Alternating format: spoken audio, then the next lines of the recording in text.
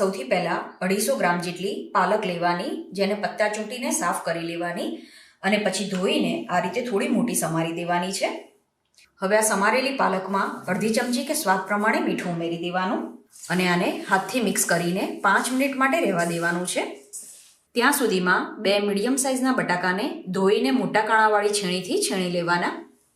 5 minute પછી તમે જોશો તો ભાજી થોડી સોફ્ટ થઈ ગઈ હશે અને આમાંથી મોઇશ્ચર પણ રિલીઝ થવા લાગશે.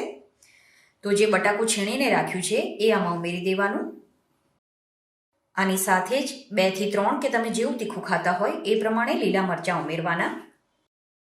પછી આમાં બાઇન્ડિંગ માટે 2 ચમચી ચોખાનો લોટ અને 3 થી 4 ચમચી જેટલો ચણાનો લોટ ઉમેરવાનો છે. પહેલાં 3 ચમચી ચણાનો લોટ ઉમેર્યો છે. આ મિક્સ થઈ જાય પછી જરૂર લાગે તો બીજો લોટ ઉમેરવાનો. આની સાથે જ થોડી સમારેલી કોથમીર ઉમેરી દેવાની. પછી થોડા ચીલી ફ્લેક્સ, તમારે ચીલી ફ્લેક્સ ના ઉમેરવા હોય તો સ્કીપ કરી શકો છો. 1/4 ટીસ્પૂન જેટલો અજમો લેવાનો, જેને હાથથી મસળીને ઉમેરવાનો છે. 2 થી 3 ચપટી જેટલી હળદર એડ કરવાની. આમાં લીલા મરચાંની ક્વોન્ટિટી થોડી સરખી રાખી છે, સાથે જ થોડા ચીલી ફ્લેક્સ પણ ઉમેર્યા છે, એટલે હવે આમાં લાલ મરચું ઉમેરવાની જરૂર નથી. સાથે જ 2 ચપટી જેટલો ગરમ મસાલો ઉમેરવાનો અને 2 ચમચી જેટલા સફેદ તલ ઉમેરવાના. કાચા તલ લેવાના છે.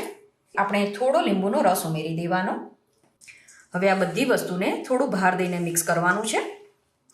આમાં બિલકુલ પણ પાણી નથી ઉમેરવાનું. પાલકની ભાજી અને બટાકાના મોઇશ્ચરથી જ આ સરસ રીતે મિક્સ થઈ જશે.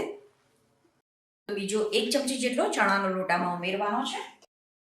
આ રીતે આ મિક્સ થઈ જાય પછી આમાંથી આ રીતે થોડું થોડું મિશ્રણ લેવાનું અને એને હાથથી આ રીતે પોળું કરી દેવાનું છે.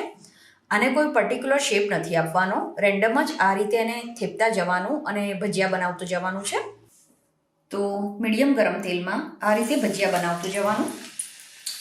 ફ્રેન્ડ્સ, તમને જો મારી આજની રેસીપી પસંદ આવે તો રેસીપીને લાઇક અને શેર કરી આવી નવી નવી રેસીપી જોવા માટે ચેનલને સબસ્ક્રાઈબ કરવાનું ના ભૂલતા.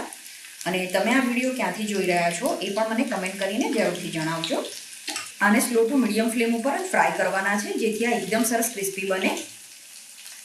આ રીતે ભજીયા તળાઈ જાય એટલે એને પેપર નેપકિન ઉપર લઈ લેવાના છે અને અત્યારે જે માપ લીધું એનાથી તમે 2 વ્યક્તિને સર્વ કરી શકો એટલા ભજીયા બનીને તૈયાર થાય છે. આ ભજીયાને તમે ટોમેટો કેચઅપ, ચટણી કે પછી દહીંની સાથે સર્વ કરી શકો છો. તો તમે પણ આ રીતે એકદમ સરસ ક્રિસ્પી અને ટેસ્ટી પાલકના ભજીયા બનાવીને જરૂર ટ્રાય કરજો.